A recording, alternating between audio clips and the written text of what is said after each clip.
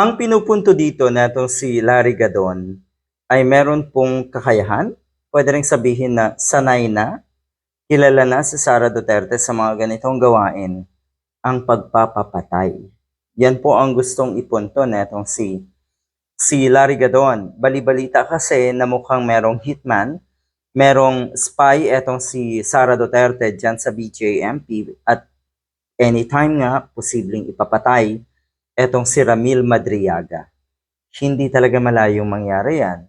Dahil ang gustong sabihin natin si Gadon, kung kaya na itong si Sara Duterte na um, mag-instruct, mag-assign ng hitman para sa assassination ni PBBM, ni First Lady at ni former House Speaker Martin Romualdez, inamin niya yan, nung siya ay nagwala online, nagwala sa isang live, inamin ni Sara Duterte yan. Ang ibig sabihin, hindi rin malayo na gawin niya yan sa isang katulad lamang ni Ramil Madriaga.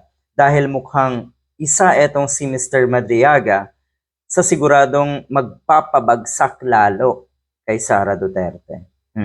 Kaya ang panawagan natin si Gadon, sensible ngayon ang mga sinasabi ni Gadon. Ibig sabihin may makabuluhan.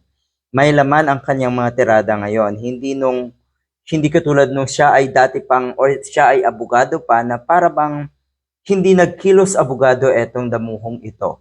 Ngayon, medyo may sense ang kanyang sinasabi. Kadalasan, nananawagan ako sa mga otoridad na ilipat na nga etong si Madriaga dahil talagang may posibilidad na ito nga ay ipapatay na itong si Sara Duterte. Yun nga, ulitin lang natin, kung si Presidente Marcos, si Liza at Martin Romualdez, inorderan niya na patayin, what more pa itong si Madriaga? Yan ang buong katotohanan.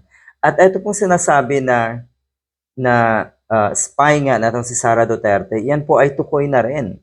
Meron pong naglabas na ng ebidensya, meron pong naglabas na ng patunay na merong isang gwardiya ba kung ano man dyan sa BJMP na babae na binabayaran daw natin sa Sara Duterte para mag-spy kay Madriaga. Nako po, dapat lang na tignang mabuti ito ng ating gobyerno dahil etong mga Duterte sa kanilang pagiging desperado ngayon, kung kaya nga nilang magpapatay ng napakaraming kababayan natin, eto pa kaya, napakasimple lang neto para kahit papano maligtas sila